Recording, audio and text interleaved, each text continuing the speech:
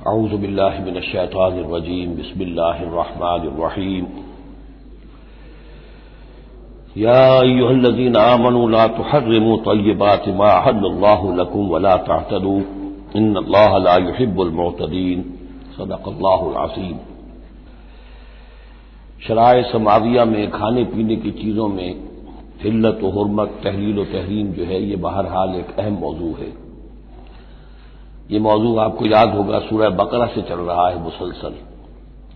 مشرکانہ اوہام کی وجہ سے ان کے ہاں بہت سی چیزوں کے بارے میں نسل بعد نسل کچھ چیزیں ذہنوں میں بیٹھ گئی تھیں کہ یہ چیزیں حرام ہیں، اور یہ کہ اس قسم کی چیزیں جو ہیں پھر ذہنوں سے، دلوں سے، مزاجوں سے نکلنے میں بہت وقت لیتی ہیں اور بار بار جو ہے اس کی طرف توجہ دلانی پڑتی ہے۔ فرمایا یا ایھا الذین آمنوا، اہل ایمان، لا تحرموا طیبات ما احل اللہ لکم، نہ حرام ٹھہرا لو ان پاکیزہ چیزوں کو جنہیں اللہ نے تمہارے لیے حلال ٹھہرایا ہے، ولا تعتدوا، اور حد سے تجاوز نہ کرو۔ یہ بھی ہوتا ہے کہ کچھ لوگ اپنے تقویٰ کے جوش میں اور بہت زیادہ نیکی کے جذبے میں بھی بہت سی چیزیں کہ جو حلال ہیں ان کو اپنے اوپر حرام کر بیٹھتے ہیں۔ ان اللہ لا يحب المعتدین، یقیناً اللہ تعالی حد سے تجاوز کرنے والوں کو پسند نہیں کرتا۔ وَكُلُوا مِمَّا رَزَقَكُمُ اللَّهُ حَلَالًا طَيِّبًا، کھاؤ ان چیزوں میں سے جو تمہارے رب نے تمہیں دی ہے، اللہ نے دی ہے، جو حلال بھی ہے طیب بھی ہے، حلال ہو قانونی طور پر، صاف ستھری ہو، پاک ہو۔ وَاتَّقُوا اللَّهَ الَّذِي أَنتُم بِهِ مُؤْمِنُونَ، اور اس اللہ کا تقوی اختیار کیے رکھو کہ جس پر تمہارا ایمان ہے۔ لا یؤاخذکم اللہ باللغو فی ایمانکم، یہ قسموں کے سلسلے میں سورہ بقرہ میں بھی بات آئی تھی، اب آخری حکم آ رہا ہے۔ اللہ تعالیٰ مؤاخذہ نہیں کرے گا تم سے تمہاری قسموں میں سے جو لغو ہوتی ہے، بغیر کسی مقصد کے، بغیر کسی ارادے کے، واللہ باللہ تکیہ کلام کے طور پر استعمال کرنا، جو عربوں کی خاص عادت تھی اور آج تک ہے۔ تو اس کو ظاہر بات ہے کوئی نہیں سمجھتا کہ یہ قسم کھا رہا ہے، یہ تو گویا کہ ان کا تکیہ کلام ہے، تو اس پر مؤاخذہ نہیں ہے۔ وَلَٰكِن يُؤَاخِذُكُم بِمَا عَقَّدتُّمُ الْأَيْمَانَ، لیکن اللہ مؤاخذہ کرے گا ان چیزوں پر کہ جو تم نے قسم باندھی ہے، عقدتم، اب اس میں تاخیر باب تفعیل ہے، پورے اہتمام کے ساتھ تم نے ایک بات طے کی ہے، اس پر قسم کھائی ہے۔ فَكَفَّارَتُهُ، اب اگر ایسی قسم کو توڑنا ہو تو اس کا ایک کفارہ ہے۔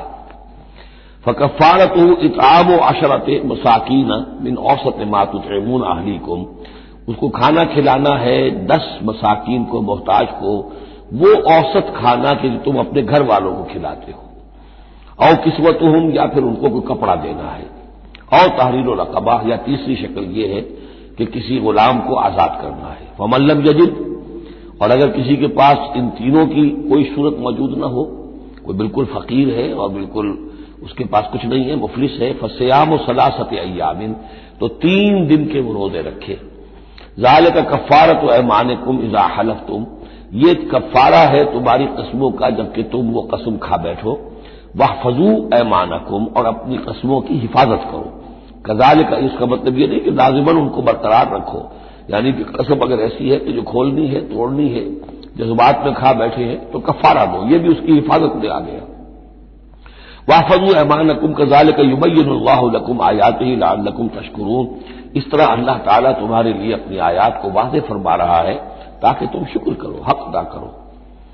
یا ایھا الذین آمنوا، اب یہ شراب اور جوئے کے بارے میں بھی آخری حکم۔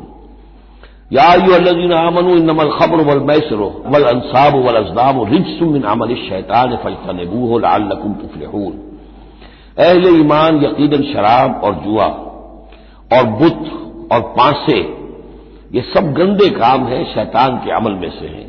فاجتنبوہ، تو اس سے بچ کر رہو، لعلکم تفلحون، تاکہ تم فلاح پاؤ۔ تو شراب اور جوا تو پہلے بھی آ چکا ہے، لیکن انصاب اور ازلام وہ تقسیم کرتے تھے پانسوں کے ذریعے سے اور پھر ازلام کے ذریعے سے، ان کا وہ بھی ایک جوئے کی قسم بن جاتی تھی۔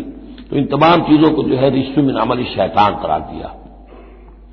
انما یرید الشیطان یوقع بینکم العداوۃ والبغضاء، یقیناً شیطان تو یہ چاہتا ہے کہ ان چیزوں کے ذریعے سے تمہارے اندر دشمنی اور بغض پیدا کر دے۔ یہ بہت اہم بات ہے کہ شراب کے نشے میں بھی انسان چونکہ اپنا ہوش اور شعور کھو بیٹھتا ہے، تو اب اسے کچھ معلوم نہیں کیا بکواس اس نے کی ہے، کیا کر رہا ہے، اس سے بھی یہ ہے کہ بہت سے جھگڑے شروع ہو جائیں گے، فساد شروع ہو جائے گا۔ آپ کو معلوم ہے کہ بہت بڑے بڑے راز جو ہیں اس زمانے میں، بڑی بڑی حکومتوں کے، امپائرز کے، سپر پاورز کے، وہ شراب کے نشے میں جو ہے وہ چرا لیے جاتے ہیں اور وہ راز نکل جاتے ہیں۔ تو اللہ تعالیٰ یہ ان چیزوں سے تمہیں بچانا چاہتا ہے، اور شیطان چاہتا ہے کہ تمہارے مابین عداوت اور بغض پیدا کر دے۔ اسی طریقے سے جوئے میں بھی چونکہ آدمی دیکھ رہا ہے وہ اس نے ہارا، پھر کچھ اور ہارا، پھر کچھ اور ہارا، ایک وقت آتا ہے کہ پھر وہ برسٹ ہو جاتا ہے غصے میں اور وہ آگ بگولا ہو جاتا ہے، اس لیے کہ ظاہر بات ہے اسے نظر آ رہا ہے کہ جو مجھ سے جیت رہا ہے وہ کسی محنت کی وجہ سے نہیں جیت رہا ہے۔ اگر تو کوئی محنت ہو، کوئی کوشش ہو، کسی نے کمایا ہو تو ظاہر بات ہے اسے انسان گرج نہیں کرتا کہ ٹھیک ہے اس نے محنت کی ہے اور اس نے مجھ سے یہ مزدوری لی ہے یا مجھ سے یہ کمائی حاصل کی ہے۔ لیکن یہ کہ ایک وقت آتا ہے کہ پھر جواری جو ہے وہ آپے سے باہر ہو جاتا ہے۔ انما یرید الشیطان ان یوقع بینکم العداوۃ والبغضاء فی الخمر والمیسر، شیطان تو یہ چاہتا ہے کہ اس شراب اور جوئے کے ذریعے سے تمہارے اندر، تمہارے مابین دشمنی اور بیر پیدا کر دے، اور اس سے بھی آگے وہ یصدکم عن ذکر اللہ وعن الصلاۃ، اور یہ کہ تمہیں روکے رکھے اللہ کی یاد سے اور نماز سے۔ یہ معاملہ بھی شراب کا تو بالکل واضح ہے، لیکن یہ کہ جوئے میں بھی یہ ہوتا ہے کہ ایک آدمی دفعہ اس میں لگ جائے تو پھر یہ کہ وہاں سے نکلنا مشکل ہوتا ہے، جیسے تاش کا معاملہ ہے یا اور شطرنج ہے، یہ کھیل ایسے ہیں کہ جن کے اندر لگ کر پھر انسان جو ہے ان چیزوں سے غافل ہو جاتا ہے۔ فہل انتم منتہون، تو اب باز آتے ہو یا نہیں؟ یہ انداز جو ہے یہ بڑا سخت ہے۔ اس میں پس منظر میں کیا ہے کہ تمہیں سب سے پہلی بات جو کہی گئی تھی یسألونک عن الخمر والمیسر قل فیہما اسم کبیر ومنافع للناس واسمہما اکبر من نفعہما، تو تمہیں سمجھ لینا چاہیے تھا، اسی وقت بات آ جانا چاہیے تھا۔ جو رخ تھا اللہ تعالیٰ کی جو مصلحت تھی، شریعت کا جو رخ تھا وہ تو واضح ہو گیا تھا۔ خیر چلیے اس پر بھی تم نے نہیں مانا، پھر اگلا قدم ہم نے اٹھایا اور کہا کہ اگر شراب کے نشے میں ہو تو نماز کے قریب نہ جاؤ۔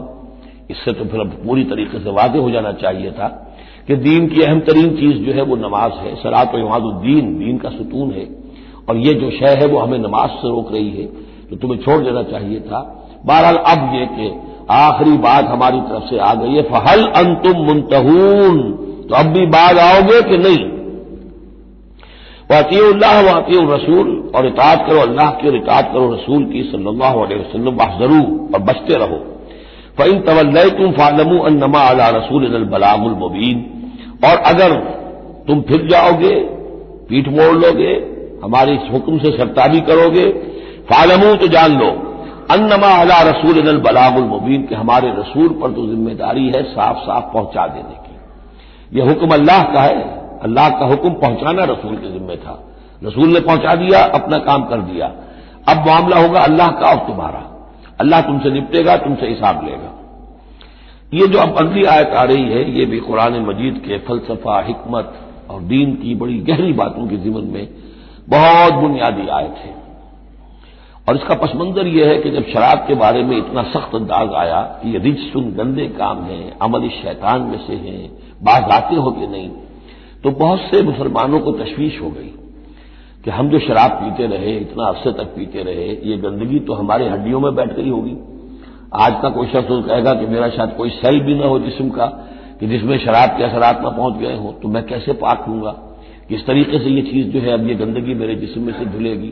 تو یہ تشویش جو ہے اس کو رفع کرنے کے لیے، جیسے تحویل قبلہ کے وقت تشویش ہو گئی تھی کہ 16 مہینے جو ہم نے نمازیں پڑھی، اگر اصل قبلہ تھا کعبہ اور ہم نمازیں پڑھتے رہے بیت المقدس کی طرف رخ کرتے تو وہ نمازیں تو ضائع ہو گئی، اور نماز ہی تو ایمان ہے۔ وما کان اللہ لیضیع ایمانکم، نہیں، اللہ تعالیٰ تمہارے ایمان کو ضائع کرنے والا نہیں ہے۔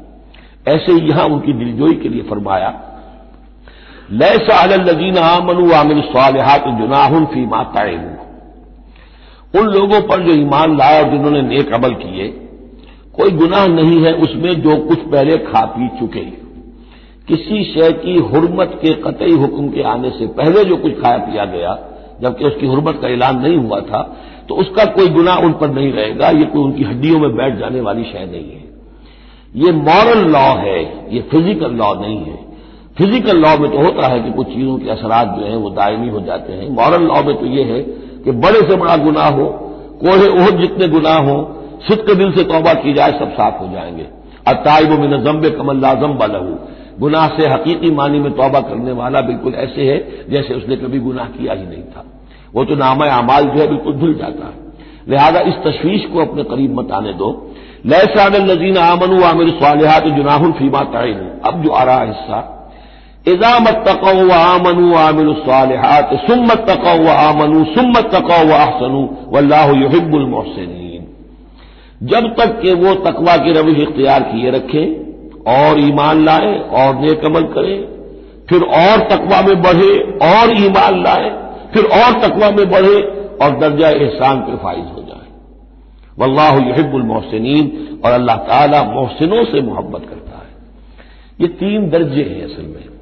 ایک درجہ اسلام ہے، اللہ کو مان لیا، رسول کو مان لیا اور اس کے احکام پر چل رہے ہیں۔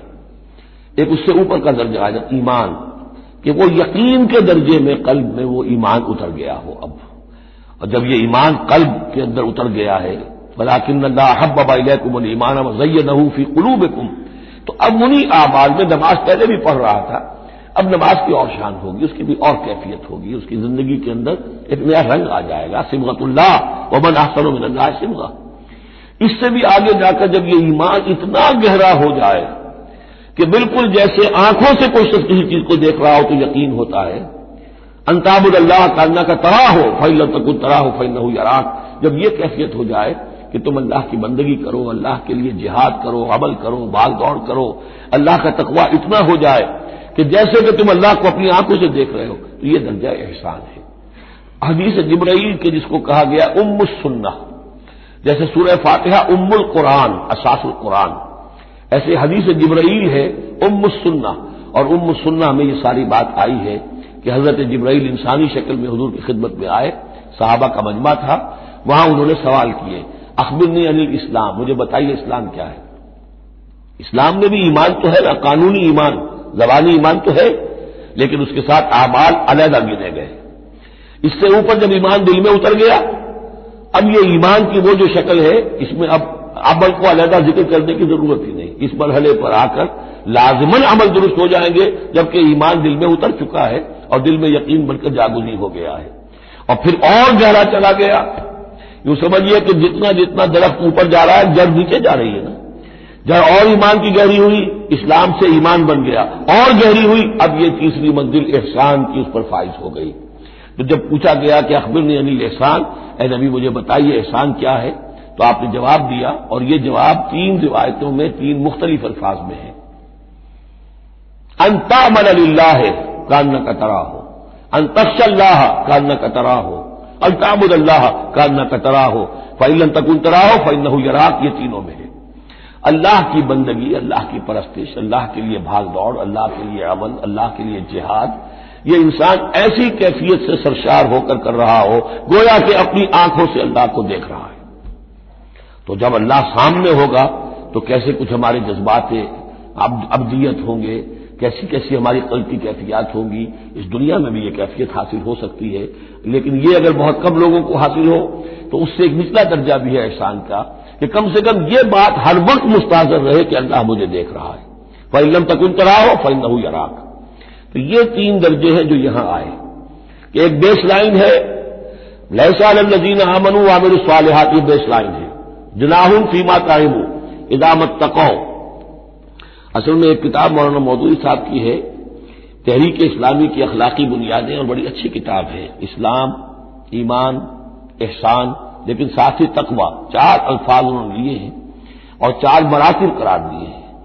اس میں سے تشریحات تو ساری ٹھیک ہیں، لیکن میں ترتیب کے اعتبار سے اس آیت کی روح سے میرے نزدیک اس میں ایک اصلاح کی ضرورت ہے۔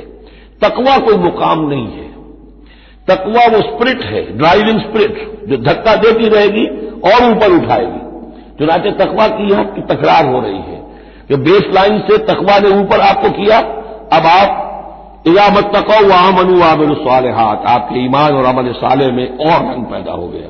ثم اتقوا، پھر تقوی اور بڑھا، تقوی نے آپ کو اور اوپر اٹھایا۔ ثم اتقوا وآمنوا، پھر اب وہ ایمان یقین والا ایمان حاصل ہو گیا۔ اب یہاں عمل صالح کے علیحدہ ذکر کی ضرورت ہی نہیں، جب دل میں ایمان اتر گیا تو حضور نے فرمایا کہ الا ان فی الجسد مضغۃ اذا صلحت صلح الجسد كله واذا فسدت فسد الجسد كله، تو اس کے حوالے سے اب پورا کا پورا جسم ٹھیک ہو جائے گا۔ ثم تقوا، پھر تقویٰ اور ہے تو اس کے نتیجے میں وَأَحْسَنُوا، درجہ احسان پر فائز ہو جائے انسان.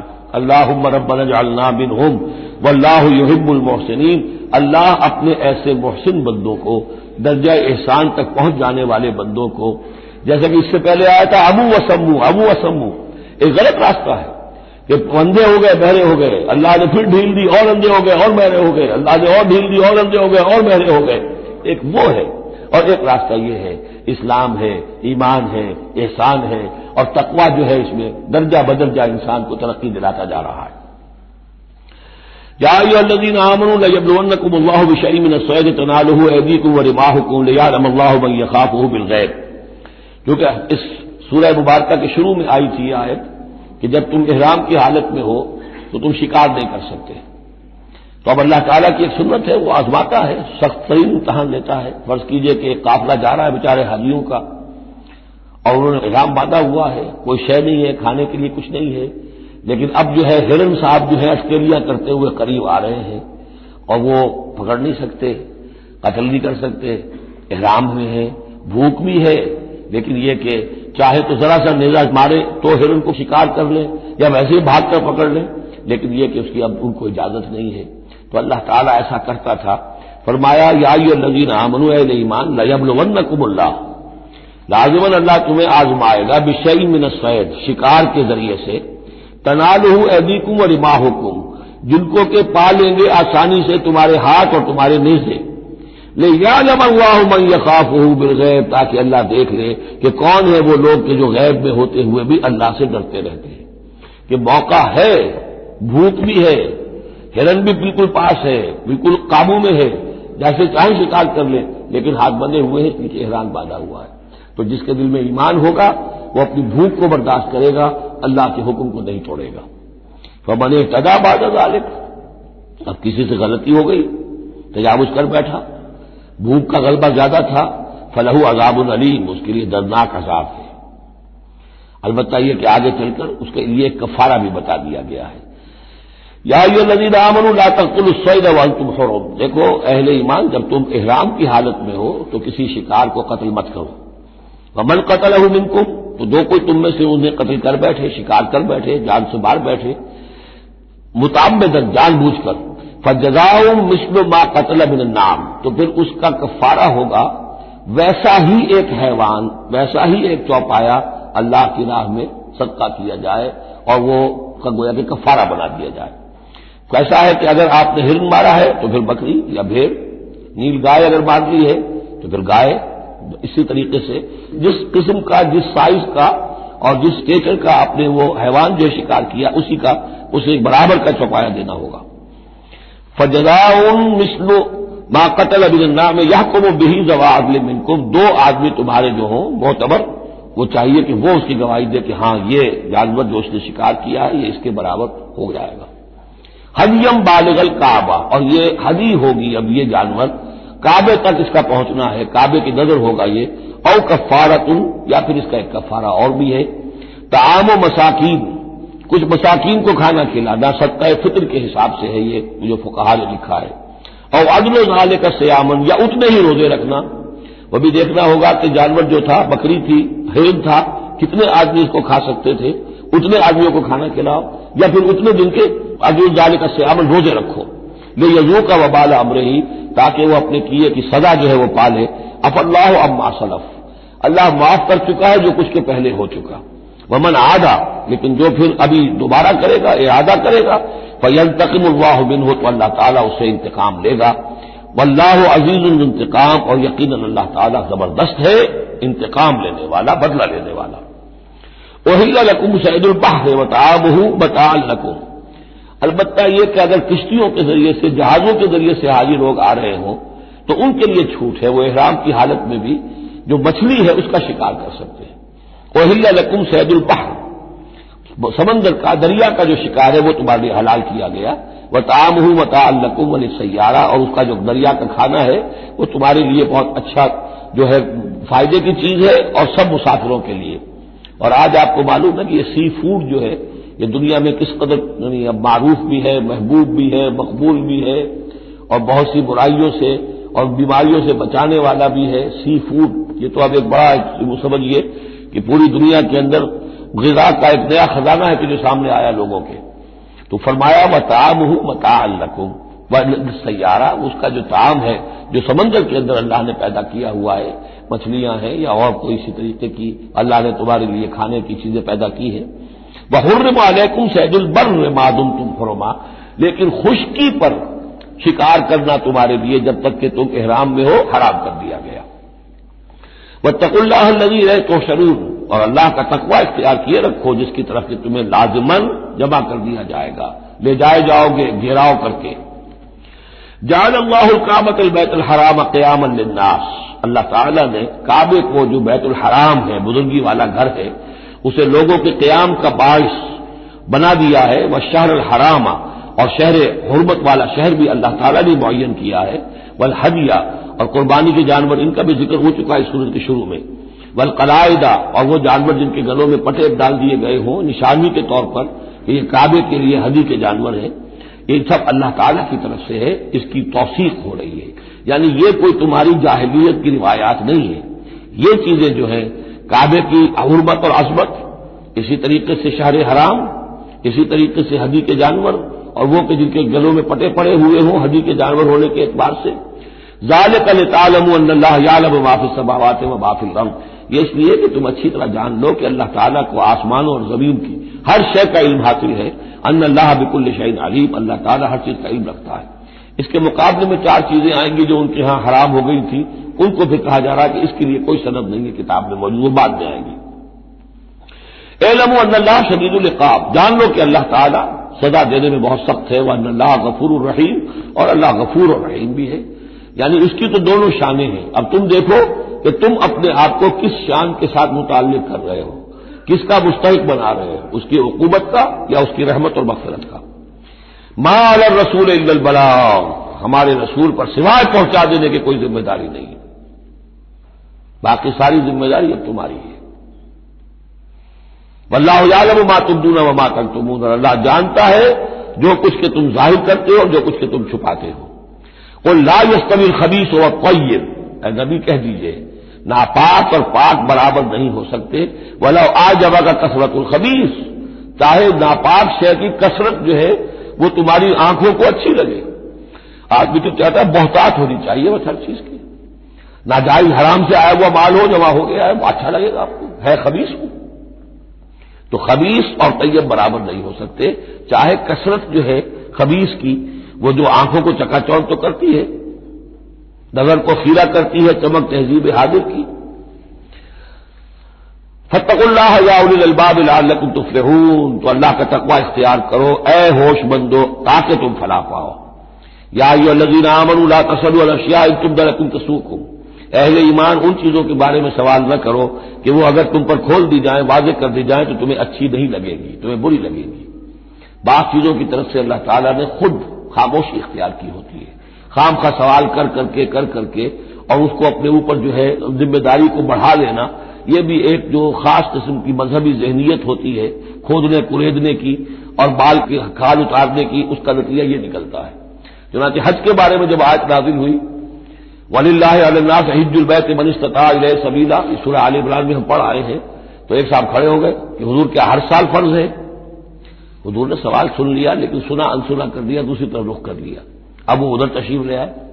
حضور کیا ہر سال فرض ہے؟ حضور نے پھر جو ہے اس سے ایک ماس برتا، پھر آپ نے رخ موڑ لیا، تیسری مرتبہ پھر آپ ناراض ہوئے کہ دیکھو اگر میں ہاں کہہ دوں تو قیامت تک کے لیے ہر سال حج فرض ہو جائے گا. جس چیز کے اندر اللہ تعالیٰ نے اجمال رکھا ہے اس میں تمہاری بہتری ہے. جو شخص ہر سال کر سکتا ہو کرے، لیکن یہ کہ فرضیت جو ہے اس کے ساتھ ہر سال کی قید اللہ نے نہیں لگائی. تم سوال کر کے اپنے لیے تنگی پیدا کر لو. جیسے وہ گائے کے بارے میں کیسا رنگ ہو اور کیا اس کی عمر ہو اور کیسی گائے ہو، یہ ساری چیزیں اسی طرح کی ہیں. لیکن یہ کہ ان تسألوا عنہا حین ینزل القرآن تبد لکم، اگر تم سوال کرو گے جبکہ ابھی قرآن کا نزول جاری ہے تو وہ ظاہر کر دی جائے گی. اللہ تعالیٰ نے اپنی حکمت کے تحت اس کے اوپر پردے ڈالے ہوئے ہیں. وہ سمجھتا ہے کہ اس میں تمہارے لیے تنگی ہو جائے گی، بہت زیادہ ہو جائے گا، لیکن اگر سوال کرو گے تو پھر وہ ظاہر کر دی جائے گی. عفا اللہ عنہا، اللہ تعالیٰ نے اس میں درگزر سے کام لیا ہے، تو پر نرمی کی ہے، یہ کسی نسیان کی وجہ سے نہیں ہے، بھول کی وجہ سے نہیں ہے، غلطی کی وجہ سے نہیں ہے، معاذ اللہ۔ واللہ غفور رحیم غفور حلیم، اللہ غفور ہے اور حلم والا ہے۔ قد سألها قوم من قبلكم ثم اصبحوا بها کافرین، تم سے پہلے کی قوم یہ اہل کتاب جو ہے اسی قسم کے سوال کرتے رہے اور پھر یہ کہ وہ اس کے انکار کرنے والے بن گئے۔ اب یہاں وہ چار چیزیں بھی آ رہی ہیں کہ جو ان کے ہاں بہت زیادہ مقدس ہو گئی تھی۔ ما جعل اللہ من بحیرۃ ولا صائبۃ ولا وسیلۃ ولا حام، وہاں کیا تھا؟ جعل اللہ الکعبۃ البیت الحرام قیاما للناس والشہر الحرام والہدی والقلائد، یہ چار چیزیں ان کی توثیق ہو گئی کہ یہ تو واقعتاً اللہ کی شریعت کے اجزاء ہیں، ان کا احترام اور ان کی حرمت کو ملحوظ رکھنا لازم ہے۔ یہ چار چیزیں یہ تمہارے جاہلیت کے دور کے جو مشرکانہ اوہام ہیں ان کی یادگاریں ہیں، اس کے لیے اللہ کی طرف سے کوئی سند نہیں ہے۔ ان چیزوں کے بارے میں بہت سے اقوال ہیں، لیکن میں یہاں آپ کو پڑھ کر سنا رہا ہوں کہ جو حضرت سعید ابن مسیب رحمۃ اللہ علیہ کی تفسیر صحیح بخاری میں جو ان الفاظ کی آئی ہے وہ مولانا شبیر احمد عثمانی صاحب نے اپنے حواشی میں نقل کی ہے۔ بحیرہ جس جانور کا دودھ بتوں کے نام کر دیتے تھے کوئی اپنے کام میں نہ لاتا تھا۔ صائبہ جو جانور بتوں کے نام پر ہمارے زمانے کے سانڈ کی طرح چھوڑ دیا جاتا تھا۔ وسیلہ جو اونٹنی مسلسل مادہ بچہ جنے درمیان میں نر بچہ پیدا نہ ہو اسے بھی بتوں کے نام پر چھوڑ دیتے تھے۔ حامی نر اونٹ جو ایک خاص عدد سے جفتی کر چکا ہو اسے بھی بتوں کے نام پر چھوڑ دیتے تھے، تو ان کو چھوڑ دیتے تھے کہ اب یہ کسی کوئی ان کو ہاتھ نہ لگائے، کوئی ان سے استفادہ نہ کرے، نہ ان کا گوشت کھایا جا سکتا ہے، نہ ان سے کوئی خدمت لی جا سکتی ہے، یہ محترم ہو گئے۔ تو اس کے لیے فرمایا ما جعل اللہ من بحیرۃ ولا صائبۃ ولا وسیلۃ ولا حام ولکن الذین کفروا یفترون علی اللہ الکذب، بلکہ یہ تو وہ لوگ جنہوں نے کفر کیا وہ افترا کرتے رہے ہیں، جھوٹ گھڑتے رہے ہیں، اللہ کے ذمے یہ باتیں لگاتے رہے ہیں۔ واکثرهم لا یعقلون، ان کی اکثریت جو ہے وہ عقل سے عاری ہے۔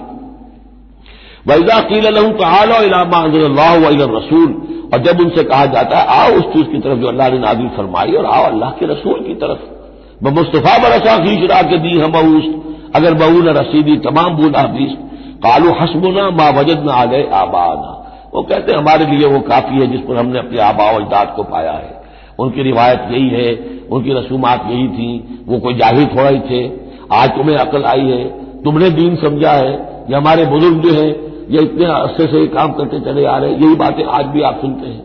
کسی رسم کو آپ کہیں کہ بھائی کوئی سند نہیں ہے اس کی دین میں، نہ کہیں صحابہ کے یہاں اس کا وجود تھا، لیکن یہ کہ کوئی چھوڑنے کو تیار نہیں ہے۔ اولو کان آباؤہم لا یعلمون شیئا ولا یہتدون، خواہ ان کے آباء و اجداد جو ہیں ایسے رہے ہوں کہ نہ انہیں کوئی علم حاصل ہوا ہو نہ ہی وہ ہدایت پر ہو، جیسے تم مخلوق ہو اللہ کی وہ بھی مخلوق تھے، جیسے تم غلط کام کر سکتے ہو اور غلط آراء قائم کر سکتے ہو ویسے وہ بھی غلط کار ہو سکتے تھے۔ یا ایھا الذین آمنوا علیکم انفسکم لا یضرکم من ضل اذا اہتدیتم، یہ بھی بہت اہم آیت ہے، اس کے ساتھ ایک واقعہ موجود ہے۔ لفظی ترجمہ یہ ہے کہ اے لوگوں، اے وہ لوگوں جو ایمان لائے ہو، تم پر ذمہ داری ہے صرف اپنی جان کی، اپنی ذات کی۔ لا یضرکم من ضل، جو گمراہ ہو جائے کوئی اور وہ تمہیں کوئی نقصان نہیں پہنچا سکتا، اذا اہتدیتم جبکہ تم ہدایت پر ہو۔ الی اللہ مرجعکم جمیعا فینبئکم بما کنتم تعملون، اللہ ہی کی طرف تم سب کو لوٹ کر جانا ہے اور وہ تمہیں بتا دے گا جو کچھ کہ تم کرتے رہے تھے۔ اس آیت کا غلط مفہوم جو ہے وہ دور صحابہ ہی میں سے بعض لوگوں نے نکال لیا کہ دعوت اور تبلیغ کی کوئی ذمہ داری نہیں ہے، ہر ایک پر ذمہ داری اپنی ہے، کوئی کیا کرتا ہے اس سے مجھے کیا بحث۔ دیکھو قرآن میں لکھا ہوا ہے یا ایھا الذین آمنوا علیکم انفسکم، مجھے اپنا عمل درست رکھنا ہے، باقی کوئی اور غلط کام کرتا ہے میں خام خواہ اسے روکوں ٹوکوں ناراضی بول لوں، نہیں عن المنکر امر بالمعروف، اس کی کوئی ذمہ داری نہیں ہے۔ قرآن کہہ رہا ہے علیکم انفسکم لا یضرکم من ضل اذا اہتدیتم، اگر تم ہدایت کے اوپر ہوگے، صحیح راستے پر ہوگے تو کوئی کتنا ہی گمراہ ہو جائے اس کا تمہیں کوئی نقصان نہیں۔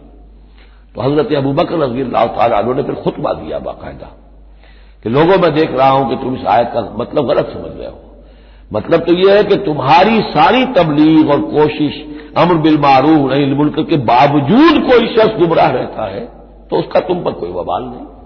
یہ بار بار ہم پڑھ چکے ہیں، لا تسألوا عن اصحاب الجحیم، اے نبی آپ سے کوئی بات پرس نہیں ہوگی جہنمیوں کے بارے میں کہ یہ کیسے ہو گیا ہے محمد کہ ہم نے آپ کو بھیجا اور پھر بھی یہ قوم جو ہے جہنم میں چلی گئی. لیکن جہاں تک دعوت، تبلیغ، نصیحت، نہی عن المنکر، امر بالمعروف، یہ فرائض میں سے ہے. یہ فرض ساقط نہیں ہوتا اس آیت کے نور سے، بلکہ تمہاری ساری کوشش کے باوجود. اب کوئی شخص ہے، والد ہے، بچہ فرض کیجیے اس کا کہیں آوارہ ہو گیا ہے، اپنی امکانی حد تک کوشش کیے جا رہا ہے، نہیں بچہ راستے پر آ رہا، تو ظاہر بات ہے کہ اللہ کے ہاں اگر اس نے پوری کوشش کی ہے، جد و جہد کی ہے، کوئی کوتاہی نہیں چھوڑی ہے اس میں، تو اب اس کا وبال اس پر تو نہیں آئے گا. لیکن اپنا فرض ادا کرنا لازم ہے. یا ایھا الذین آمنوا علیکم انفسکم لا یضرکم من ضل اذا اهتدیتم الی اللہ مرجعکم جمیعا فینبئکم بما کنتم تعملون. تم سب کو لوٹ کر جانا ہے اللہ ہی کی طرف، اور پھر وہ تمہیں جتلا دے گا جو کچھ کہ تم کرتے رہے تھے. یا ایھا الذین آمنوا شہادۃ بینکم اذا حضر احدکم الموت حین الوصیۃ اثنان ذوی عدل منکم. اہل ایمان تمہارے مابین شہادت کا نصاب، جبکہ تم میں سے کسی کی موت کا وقت آ جائے اور وہ وصیت کر رہا ہو تو دو معتبر اشخاص کا ہونا چاہیے.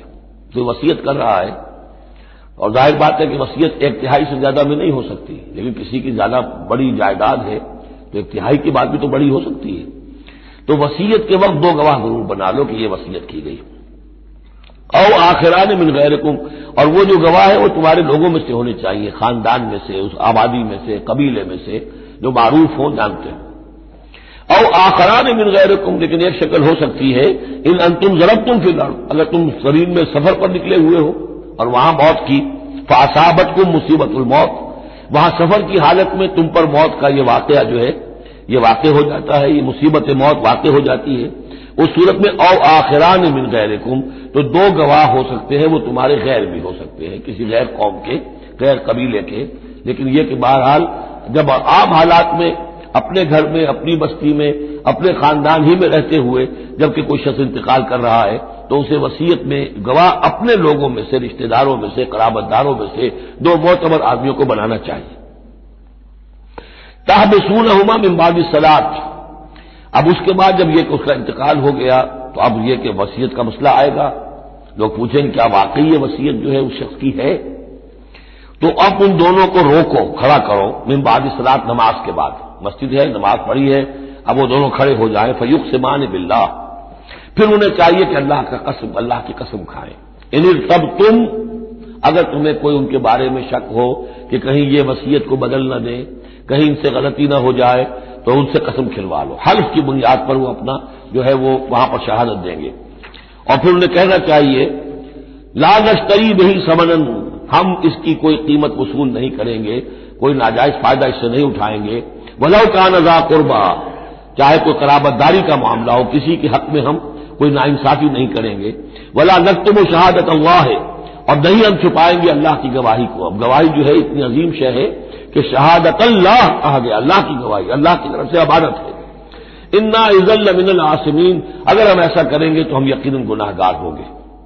فإن عثر على انهم استحقا اسما، پھر اگر یہ خبر ہو، یہ شک ہو، یہ اطلاع ملے کہ ان دونوں نے تو گناہ کمایا ہے، جھوٹ بولا ہے، حلفیہ بیان بھی غلط دیا ہے، وصیت میں ترمیم کی ہے، وصیت کو بدل دیا ہے، اس کے باوجود کہ نماز کے بعد حلف اٹھا کر یہ بات کر رہے ہیں. آخر انسان انسان ہے، ہر معاشرے میں ہر طرح کا انسان ہر وقت موجود رہتا ہے.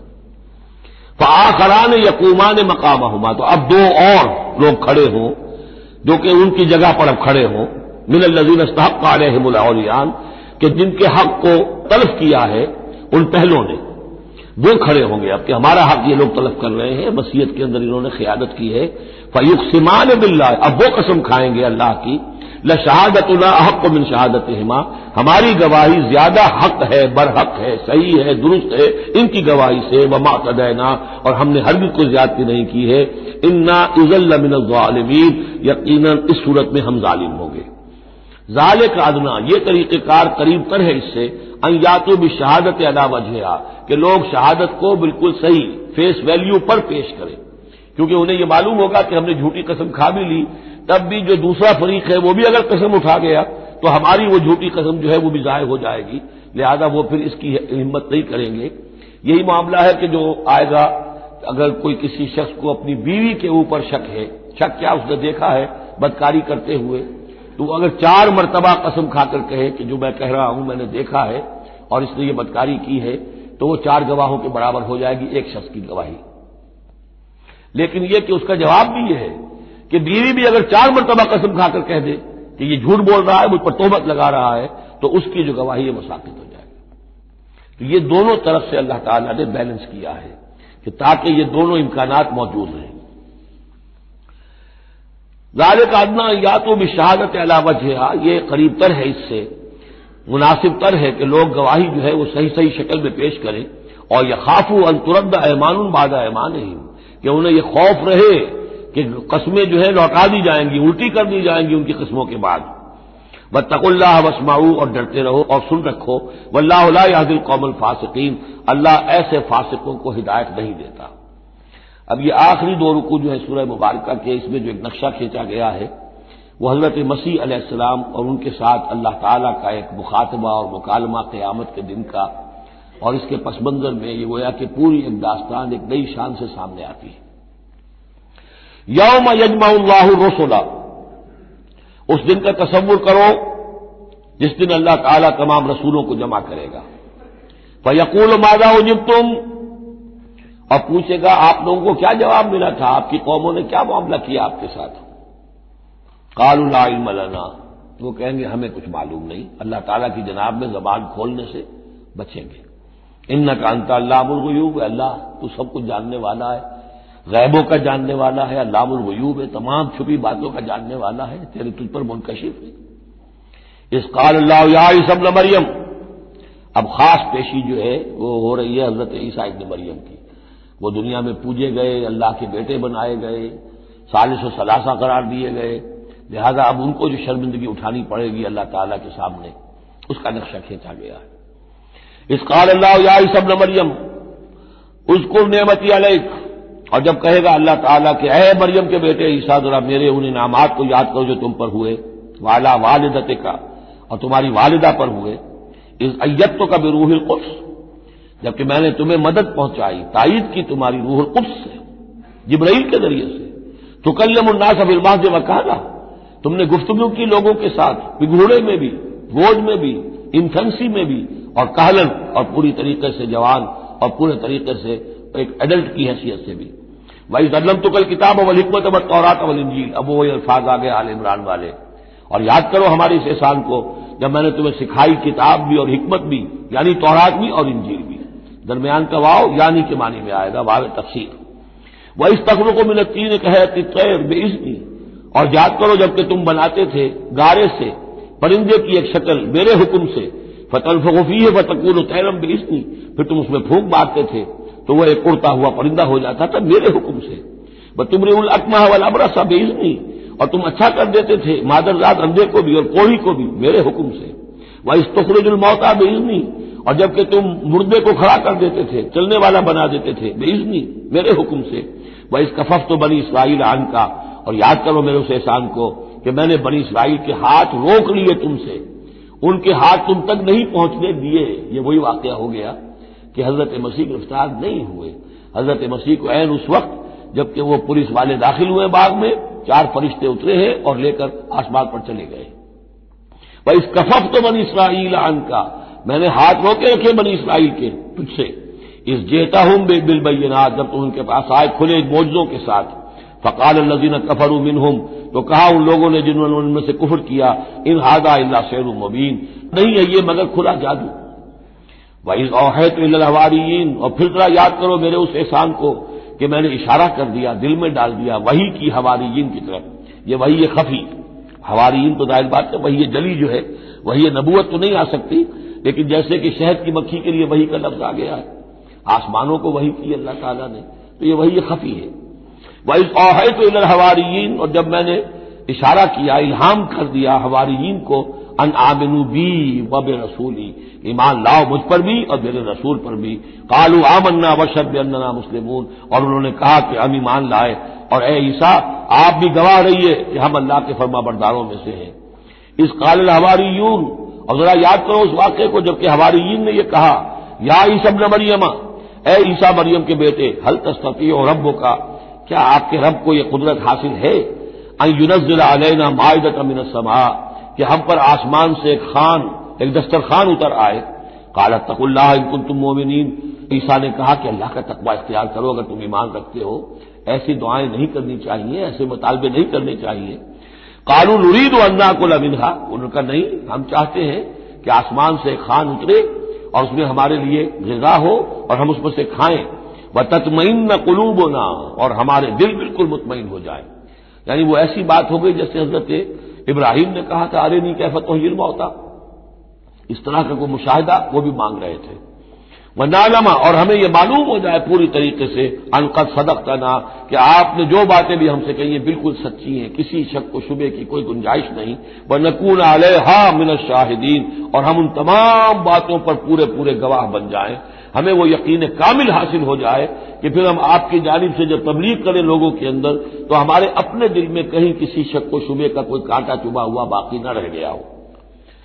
قال عیسیٰ ابن مریم، تو اس پر حضرت عیسیٰ ابن مریم نے دعا کی، اللہم ربنا انزل علینا مائدۃ من السماء، اے اللہ، اے ہمارے رب، اتار دے ہم پر ایک دسترخوان، ایک خوان بھرا ہوا آسمان سے، تکون لنا عیدن، وہ ہمارے لیے ایک عید بن جائے گا، جشن کی بات ہو جائے گی، آسمان سے خاص تیرے ہاں سے کھانا ہمارے لیے آئے، لأولنا وآخرنا، ہمارے پہلوں کے لیے بھی پچھلوں کے لیے بھی، وآیۃ منک، اور ایک نشانی بن جائے گی تیری جانب سے، وارزقنا، اور ہمیں رزق عطا فرما، وانت خیر الرازقین، اور یقیناً تو بہترین رزق دینے والا ہے۔ قال اللہ، اللہ نے جواباً ارشاد فرمایا، انی منزلها علیکم، میں نازل کر دوں گا وہ تم پر، فمن یکفر بعد منکم، لیکن پھر اس کے بعد جو کوئی کفر کی روش اختیار کرے گا، فانی اعذبہ عذابا لا اعذبہ احدا من العالمین، تو پھر اس کو میں وہ عذاب دوں گا جو تمام جہانوں میں کسی اور کو نہیں دوں گا۔ یعنی جب اس طرح کا خرق عادت کوئی چیز دکھا دی جائے، کھلا معجزہ، پھر رعایت نہیں ہوتی۔ چنانچہ قوموں کا معاملہ یہی تھا، قوم سمود نے مطالبہ کیا حضرت صالح علیہ السلام سے کہ ابھی اس چٹان میں سے ایک گابن جو اونٹنی برآمد ہو جانی چاہیے، وہ اونٹنی جو ہے برآمد ہو گئی، لیکن اب رعایت نہیں تھی۔ اب اگر ایمان نہیں لاؤ گے تو اب کہہ دیا گیا چند دن ہے، تم بس ہو گے، اب اس کے بعد ختم ہو جاؤ گے۔ اس لیے کہ اس قسم کی نشانیاں دکھانے کے بعد پھر وہ رعایت نہیں رہتی، مہلت ختم ہو جاتی ہے۔ یہ بات بہت تفصیل سے آئے گی سورہ شعراء میں کہ اے نبی، یہ جو آپ سے نشانیاں مانگ رہے ہیں اور ہم نہیں دکھا رہے، یہ ان کی خیر خواہی میں، اگر جس قسم کی نشانی یہ مانگ رہے ہیں وہ ہم دکھا دیں گے تو ان کی مہلت ابھی ہمیں ختم کرنی ہوگی، پھر ان کو مزید رعایت نہیں دیا سکے گی۔ اور اس قسم کے معجزے دیکھ کر پہلے بھی کوئی ایمان نہیں لایا، نہ یہ لائیں گے۔ اندر جو فساد ہے نیت کا، وہ کہاں انہیں ماننے دے گا۔ نہ قوم صالح نے مانا، حالانکہ ان کو اپنی نگاہوں کے سامنے انہوں نے ایسا معجزہ دیکھ لیا۔ حضرت عیسیٰ کے معجزوں کو یہودیوں نے نہیں مانا، جادو قرار دیا۔ تو معجزے سے ایمان تو کوئی لایا نہیں، سوائے وہ جادوگر جو تھے حضرت موسیٰ علیہ السلام سے جن کا مقابلہ ہوا تھا۔ باقی یہ کہ عام قوم جو ہے، فرعون تو ایمان نہیں لایا، فرعون کے جو درباری ہیں وہ ایمان نہیں لائے۔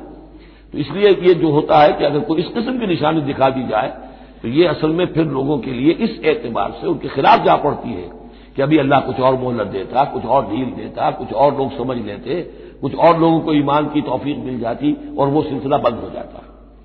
قال اللہ انی منزلها علیکم فمن یکفر بعد منکم، میں نازل تو کر دوں گا تم پر وہ، لیکن پھر اس کے بعد جو کوئی بھی تم میں سے کوئی کفر کی روش اختیار کرے گا، ناشکری کرے گا، فإنی اعذبہ عذابا لا اعذبہ احدا من العالمین، تو پھر اس کو عذاب وہ دوں گا جو تمام جہانوں میں کسی اور کو نہیں دوں گا۔ وَإِذْ قَالَ اللَّهُ يَا عِيسَى ابْنَ مَرْيَمَ، اب یہ آخری ڈراپ سین ہے اس کا اور بہت سخت ہے یہ۔ اور جب کہے گا اللہ تعالیٰ، اے مریم کے بیٹے عیسیٰ، أَأَنْتَ قُلْتَ لِلنَّاسِ اتَّخِذُونِي وَأُمِّيَ إِلَٰهَيْنِ مِن دُونِ اللَّهِ، کیا تم نے کہا تھا لوگوں سے کہ مجھے اور میری ماں کو بھی الہ بنا لینا، معبود بنا لینا اللہ کے سوا، تم نے کہا تھا؟ قال سبحانک، حضرت عیسیٰ فرمائیں گے، عرض کریں گے، اللہ تو پاک ہے، ما یکون لی ان اقول ما لیس لی بحق، میرے لیے کیسے ممکن تھا کہ میں وہ بات کہتا جس کے کہنے کا مجھے کوئی حق حاصل نہیں۔ ان کنت قلتہ فقد علمتہ، اگر میں نے وہ بات کہی ہوتی تو پروردگار وہ تیرے علم میں ہوتی ہے۔ تعلم ما فی نفسی، تو جانتا ہے جو کچھ میرے جی میں ہے، ولا اعلم ما فی نفسک، میں تو نہیں جانتا جو تیرے جی میں ہے۔ انک انت علام الغیوب، یقیناً تو تمام غیبوں کا جاننے والا ہے، حقیقت تیری نگاہ کے سامنے تو موجود ہے۔ ما قلت لہم، میں نے ہرگز ان سے کچھ نہیں کہا، الا ما امرتنی بہ، مگر وہی کچھ جس کا کہ تو نے مجھے حکم دیا تھا، ان اعبدوا اللہ ربی و ربکم، اور وہ یہی بات تھی کہ میں نے ان سے یہی کہا تھا کہ پرستش کرو اور بندگی کرو اللہ کی، جو میرا بھی رب ہے اور تمہارا رب ہے، مجھ بھی رب ہے، وکنت علیہم شہید ما دمت فیہم، اور میں تو ان کے اوپر جب تک ان میں موجود تھا ان کا نگران تھا، ان کے اوپر میں ان کی دیکھ بھال کر رہا تھا۔ یہاں یہ خبردار ہونا نگرانی کرنے کے معنی میں ہے، وکنت علیہم شہیدا ما دمت فیہم فلما توفیتنی، جب تو نے مجھے اٹھا لیا۔ اب یہاں بھی توفیتا موت کے معنی میں نہیں ہے، انی متوفی کا، وہ یاد رکھ لیجیے ساری بحث جو میں کل کر چکا ہوں۔ جب تو نے مجھے اٹھا لیا، کنت انت الرقیب علیہم، تو اس کے بعد تو ظاہر ہے کہ تو ہی نگران تھا ان پر، وانت علی کل شیء شہید، اور یقیناً تو ہر چیز پر نگران ہے، ہر چیز پر گواہ ہے، ہر چیز سے باخبر ہے۔ ان تعذبہم فانہم عبادک، اگر تو انہیں عذاب دے تو وہ تیرے بندے ہیں، تجھے کل اختیار حاصل ہے، جس طرح چاہے عذاب دے۔ وَإِن تغفر لَهُمْ، اور اے اللہ اگر تو انہیں بخش دے، فَإِنَّكَ أَنْتَ الْعَزِيزُ الْحَكِيمُ، تو تو زبردست ہے، حکمت والا ہے۔ یہ بہترین انداز ہے، میں درخواست بھی ہے، معافی کی درخواست بھی ہے۔ وہ اپنی شفقت، رافت نوع انسانی کے حق میں انبیاء کے اندر جو ہوتی ہے، لیکن اس سے آگے بڑھ کے بھی نہیں کہہ سکتے۔ مقام عبدیت یہی ہے، العبد عبد وإن ترقى والرب رب وإن تنزل، اختیار تیرا ہے۔ ان تعذبهم فإنهم عبادك، اے اللہ تو اگر انہیں عذاب دے تو تیرے بندے ہیں، تیری مخلوق ہیں۔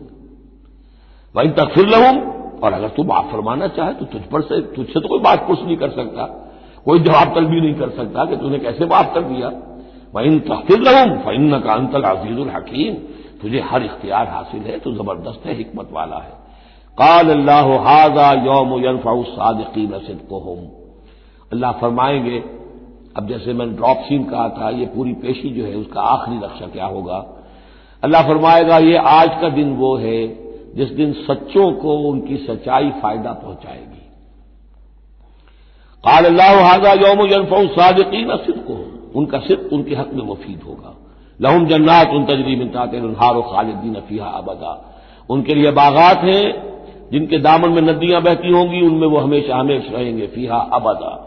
رضی اللہ عنہم ورضوا عنہ، اللہ ان سے راضی ہو گیا اور وہ اللہ سے راضی ہو گئے۔ یہ آخری مقام ہے، رضامندی باہمی، اللہ تم سے راضی، تم اللہ سے راضی۔ رضی اللہ عنہم ورضوا عنہ، ذالک الفوز العظیم، اور یہی ہے بہت بڑی کامیابی۔